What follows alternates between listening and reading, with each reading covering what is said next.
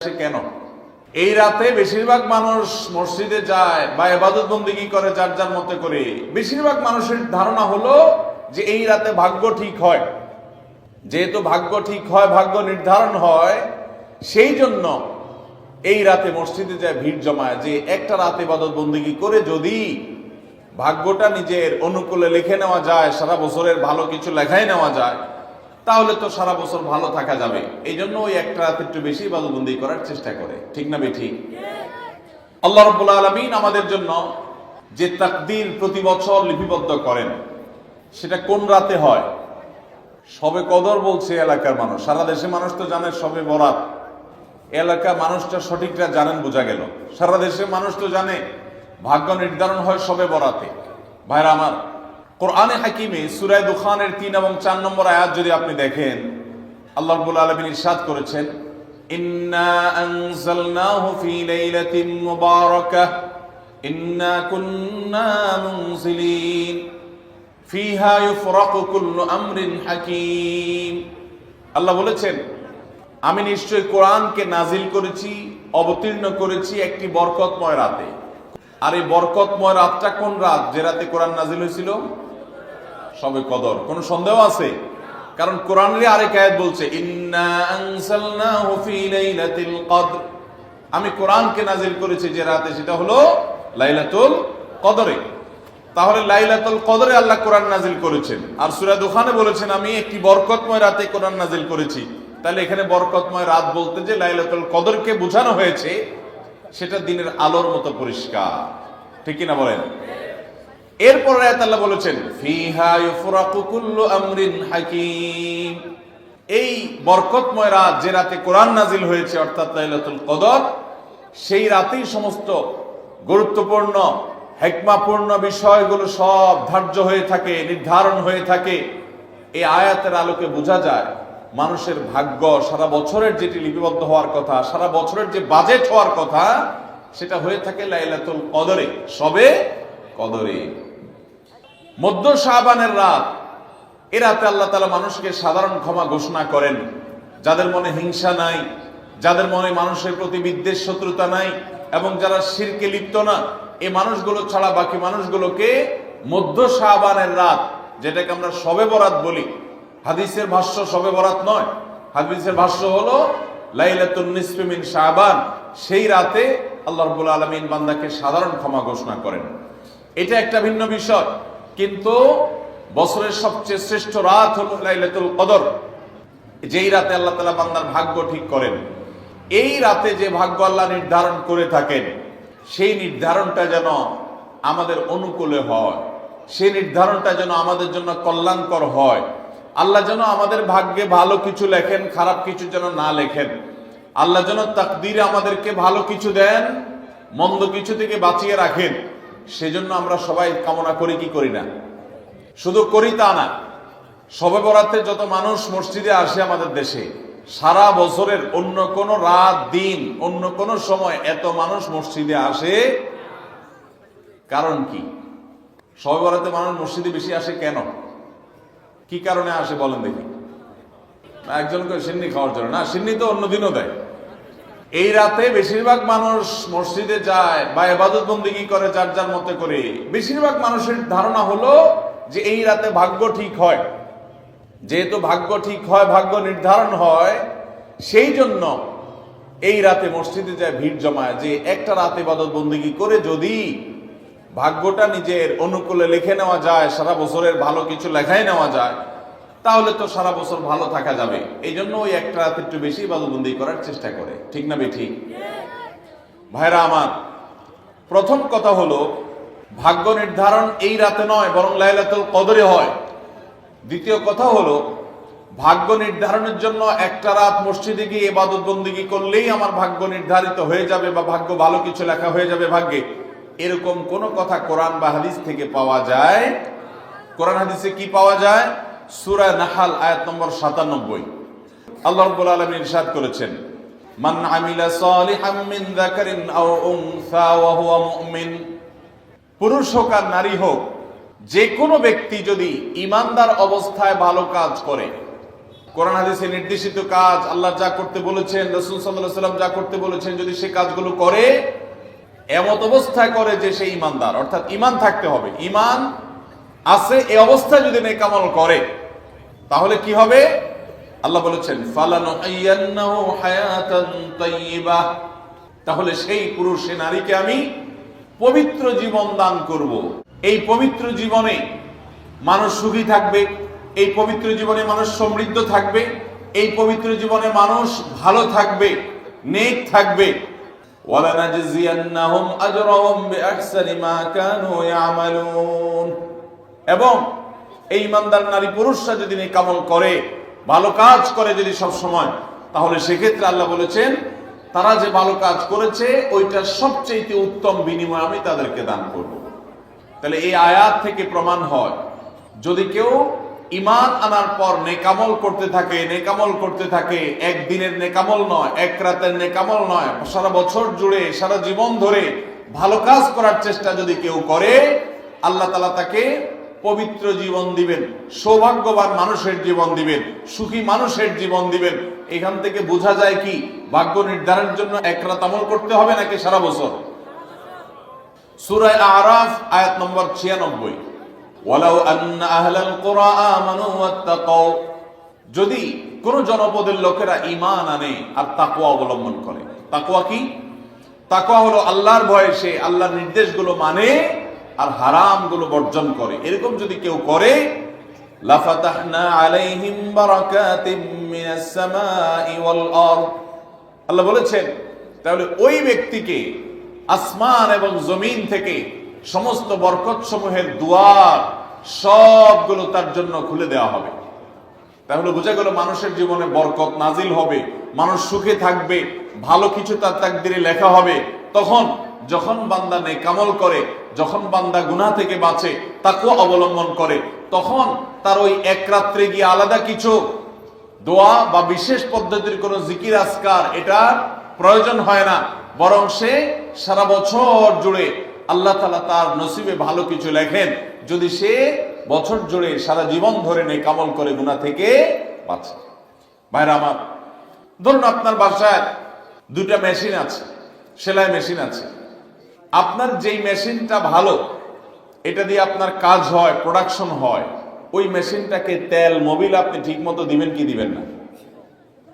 যেহেতু ওইটা সার্ভিস দেয় আপনাকে, ওখান থেকে আপনার প্রোডাকশন হয়, ভালো কিছু অর্জিত হয়, সেজন্য আপনি অটোমেটিকলি সেটার জন্য বিদ্যুৎ সাপ্লাই দিবেন, গ্যাস লাগলে গ্যাসের সাপ্লাই যে মেশিনের জন্য দরকার সেটা দিবেন, তেল মোবিল যা যা দেওয়া দরকার সেটা দিবেন, নষ্ট হলে সাথে সাথে ওটা ঠিক করাবেন, যা যা দরকার সব ব্যবস্থা আপনি করবেন। কারণ মেশিনটা আপনার প্রোডাক্টিভ, মেশিনটা আপনার প্রোডাকশন দিচ্ছে, এখান থেকে ভালো কিছু পাওয়া যাচ্ছে, সেজন্য আপনি এটা দিবেন। আরেকটা মেশিন যদি হয় যে মেশিন থেকে আপনার কোনো সার্ভিস আপনি পান না, প্রোডাকশন দেয় না, মেশিনটা নষ্ট হয়ে অকেজো হয়ে পড়ে আছে, তাহলে ওই মেশিনে কি আপনি বিদ্যুৎ সাপ্লাই দিবেন? ওখানে কি আপনি অন্য যা দরকার আছে তেল মোবিল নিয়মিত দেওয়া, এগুলো কি আপনি করবেন? করবেন না। হ্যাঁ, ওইটার জন্য মাসে মাসে কিস্তি যদি দেওয়ার দরকার হয়, আগে থেকে কিনা থাকে, তাহলে আপনি হয়তো কিস্তি পরিশোধ করবেন। অন্য কিছু আগে থেকে করা দরকার আছে সেটা আপনি করবেন।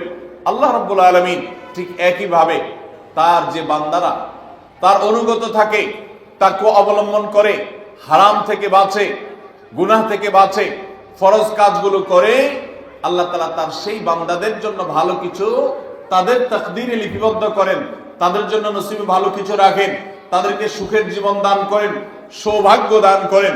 আল্লাহ তাআলা প্রকৃত প্রশান্তি মনের সেটা দান করেন আল্লাহর ঈমানদার এবং নেককার বান্দাদেরকে, আমলে সালেহ করনেওয়ালা বান্দাদেরকে, মুত্তাকি পরহেজগার বান্দাদেরকে। আর যারা আল্লাহর এই আনুগত্য করে না, যারা আল্লাহ রাব্বুল আলামিনের প্রতি ঈমান আনে না, যারা নেক আমল করে না, যারা তাকওয়া অবলম্বন করে না, এই মানুষগুলো তাদেরকে আল্লাহ তাআলা ওই দুনিয়াতে বেঁচে থাকার জন্য, দুনিয়া সিজনুল মুমিন ওয়া জান্নাতুল কাফির হাদিসে আসছে, ঈমানদারের জন্য হলো জেলখানা আর কাফিরের জন্য জান্নাতের মতো যা খুশি করতে পারে। আল্লাহ তাআলা তাকে কিছু রিজিক দিয়ে বাঁচায় রাখেন, কিন্তু এই রিজিকের কোনো মূল্য আল্লাহর কাছে নাই। নবী করিম সাল্লাল্লাহু আলাইহি সাল্লাম বলেছেন, যদি দুনিয়া এবং দুনিয়ার মধ্যে যা কিছু আছে এগুলো যদি মাছির ডানার মতো মূল্য রাখতো, তো আল্লাহ তাআলা দুনিয়াতে আল্লাহর প্রতি অবিশ্বাসী কাউকে এক ঢোক পানিও পান করতে দিতেন না। এখান থেকে বোঝা গেল এই দুনিয়ার যত কিছু আমরা ভোগ করি এগুলো আল্লাহ রাব্বুল আলামিনের কাছে এগুলো 2 পয়সার কোনো দাম নাই। বিশেষ করে যারা আখিরাতে বিশ্বাসী না, যারা আল্লাহর প্রতি ঈমান নাই, সে কাফেরদের জন্য এগুলো আল্লাহ তাআলা দিয়ে থাকেন, কারণ এগুলো সামান্য সময়ের ভোগ, অনন্ত অসীমকালের সুখ এবং দুনিয়ার প্রকৃত প্রশান্তি। এটা আল্লাহ শুধু তার ঈমানদার বান্দাদের জন্যই বরাদ্দ করে রেখেছেন। তো এই আয়াত থেকে, হাদিস থেকে বোঝা যায় যে ঈমানদাররা যখন নেক আমল করবে তাদের জন্য আল্লাহ তাআলা নসিবে ভালো কিছু দিবেন, তাদের জন্য আল্লাহ তাআলা তাদের ভাগ্যে ভালো কিছু দিবেন, তাদের ভাগ্য সুপ্রসন্ন হবে। আর যদি কেউ বদামল হয় তাহলে আল্লাহ রাব্বুল আলামিন তার জন্য প্রকৃত প্রশান্তি, আসল সুখের ঠিকানা, সেটা আল্লাহ তাআলা তাদেরকে কখনো দিবেন না।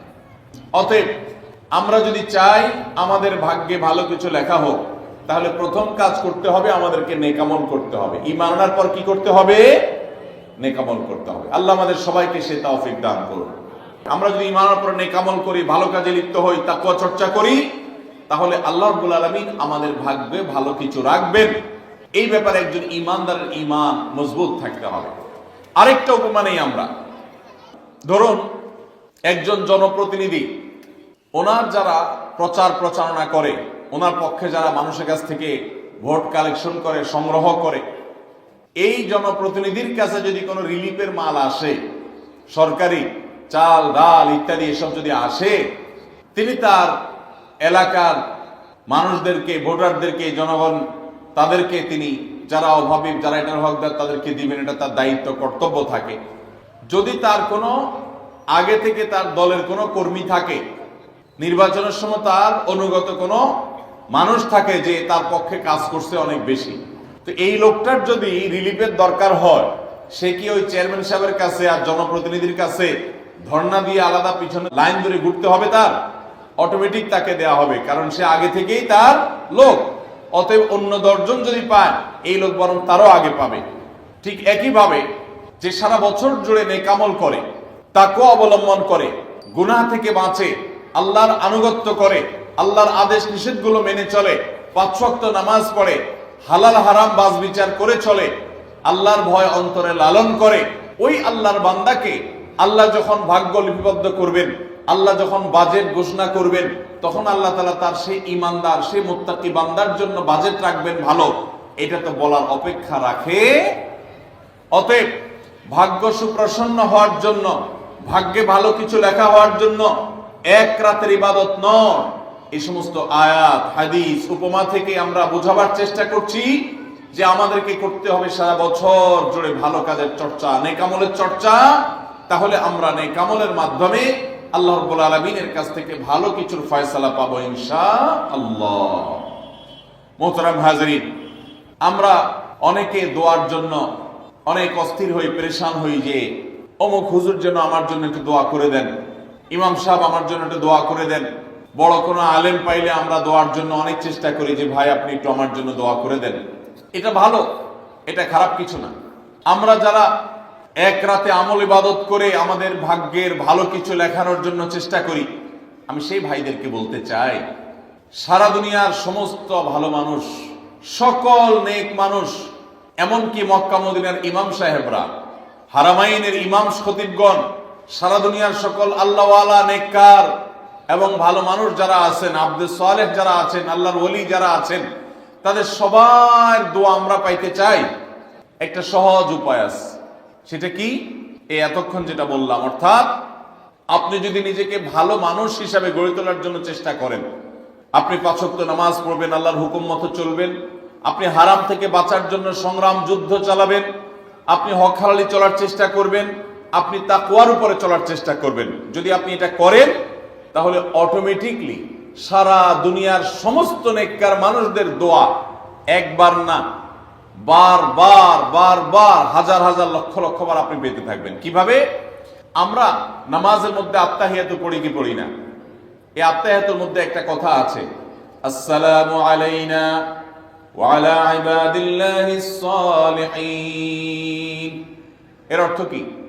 এর অর্থ হলো, হে আল্লাহ, নামাজের মধ্যে নামাজরত অবস্থা দোয়া, এখানে দোয়া করছে মুসল্লি, হে আল্লাহ, আসসালামু আলাইনা, আল্লাহ আমার প্রতি শান্তি বর্ষিত হোক, আমাদের প্রতি শান্তি বর্ষিত হোক, ওয়া আলা ইবাদিল্লাহিস সালিহিন, এবং আল্লাহর যত নেককার বান্দা আছে সারা পৃথিবীতে, সারা দুনিয়াতে যত নেককার বান্দা আল্লাহর আছে, যারা ভালো কাজ করার চেষ্টা করে, যারা হক হালালি চলার চেষ্টা করে, যারা হারাম উপার্জন করে না, যারা হারাম জিনিস দেখে না, হারাম জিনিস ধরে না, হারাম খায় না, হারাম কথা বলে না, হারাম জায়গায় যায় না, হারাম কাজ করে না, 5 ওয়াক্ত নামাজ পড়ে, যাকাত ফরজ হলে যাকাত দেয়, হজ ফরজ হলে হজ করে, রমজান আসলে রোজা রাখে, সকল ফরজ কাজগুলো করে, এক কথায় কোরআন হাদিসকে মেনে চলার চেষ্টা করে যারা, তার জীবনের অক্ষরে অক্ষরে প্রতিটা পদক্ষেপে, এদেরকে বলা হয় নেককার বান্দা।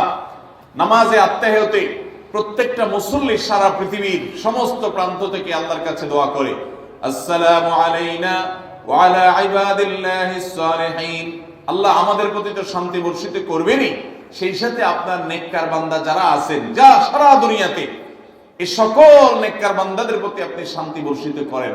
এই দোয়া প্রত্যেকটা মানুষ নামাজের মধ্যে করে কি করে না? তাহলে আপনি যদি নিজেকে নেককার বান্দা হিসাবে শামিল করতে পারেন, আপনি যদি নিজেকে আল্লাহর হুকুম এবং আল্লাহর আনুগত্য করানোওয়ালা মানুষ হিসাবে গড়ে তুলতে পারেন, তাহলে অটোমেটিকলি আপনি সারা দুনিয়ার সমস্ত নেককার মানুষদের দোয়া পেয়ে যাবেন। আল্লাহ আমাদের সবাইকে সে তৌফিক দান করুন। ভাইরা আমার, নেককারদের জন্য অটোমেটিকলি দোয়া হয়। শুধুমাত্র আল্লাহর নেককার বান্দা মানুষরা না, ফেরেশতারা দোয়া করে।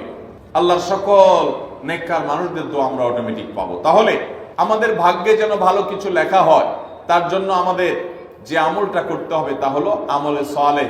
সারা বছর জুড়ে, সারা জীবন জুড়ে আমাদেরকে খুঁটে খুঁটে খুঁটে কোনটা কোনটা ভালো কাজ সেগুলো করার চেষ্টা করতে হবে, কোনটা কোনটা খারাপ কাজ, গুনাহের কাজ, সেগুলো থেকে বাঁচার চেষ্টা করতে হবে। তাহলে আমাদের ভাগ্যে ভালো কিছু লেখা হবে ইনশাআল্লাহ। সহিহ বুখারীর একটি হাদিস থেকে আমরা আমাদের নসিবে ভালো কিছু আল্লাহ তাআলা লিপিবদ্ধ করবেন এরকম একটি আমলের কথা আমরা জানি। সকল সাধারণ নেক আমলের মধ্যে সেটা শামিল আছে, এটাকে আলাদা করে নবী সাল্লাল্লাহু আলাইহি ওয়াসাল্লাম বলেছেন। সেটা কি? তিনি বলেছেন, মান সাল্লাহু আইয়ুবসাতা লাহু ফি রিজকিহি আও ইউনসা লাহু ফি আথারিহি ফালইয়াসিল রাহিমাহ। মান সাল্লাহা লাহু আইয়ুবসাতা লাহু ফি রিজকিহি আও ইউনসা লাহু ফি আথারিহি, যে ব্যক্তি চায় তার রিজিককে প্রশস্ত করে দেওয়া হোক, তার রিজিকে বারাকা দেওয়া হোক এবং তার হায়াত বৃদ্ধি করে দেওয়া হোক, এটা যে চায়, ফালইয়াসিল রাহিমাহ, সেই জন্য তার রক্ত সম্পর্কীয় আত্মীয়দের সাথে সুসম্পর্ক বজায় রাখে, সেই জন্য তার রক্ত সম্পর্কীয় আত্মীয়দের সাথে সম্পর্ক সবসময় জুড়ে রাখে, সম্পর্ক যেন ভালো রাখে, তাদের সাথে সম্পর্ক যেন ছিন্ন না করে। তাহলে সেক্ষেত্রে তার হায়াত এবং তার রিজিকের মধ্যে বরকত দেওয়া হবে, কল্যাণ দেওয়া হবে, লিপিবদ্ধ করা হবে, এই ফয়সালা তার জন্য করা হবে। এই হাদিস থেকে বোঝা যায় যে আমাদের হায়াত, আমাদের রিজিকের মধ্যে বরকত হবে, কল্যাণ হবে, ভাগ্যে নসিবে ভালো কিছু আল্লাহ তাআলা দিবেন যদি আমরা রক্ত সম্পর্কীয় আত্মীয়দের সাথে সুসম্পর্ক বজায় রাখি। আজকাল আমাদের সমাজে অনেক মানুষ আছেন যে নামাজ রোজা করেন, ওয়াজ মাহফিলে যান, কোরআন তেলাওয়াত করেন, জিকির আজকার তাসবিহ তেলাওয়াত করেন, কিন্তু নিজের রক্ত সম্পর্কে আত্মীয়দের সাথে সম্পর্ক ভালো নেই। আছে না নাই?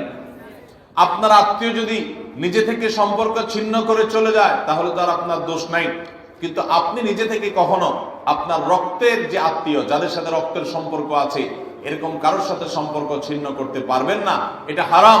নবী করিম সাল্লাল্লাহু আলাইহি ওয়াসাল্লাম বলেছেন, যে ব্যক্তি আত্মীয়তার সম্পর্ককে রক্ষা করবে আল্লাহ তাআলা তাকে রক্ষা করবেন, যে আত্মীয়তার সম্পর্ক ছিন্ন করবে, তাকে ত্যাগ করবে, আল্লাহ তাআলা ওই ব্যক্তিকে ছিন্ন করবেন।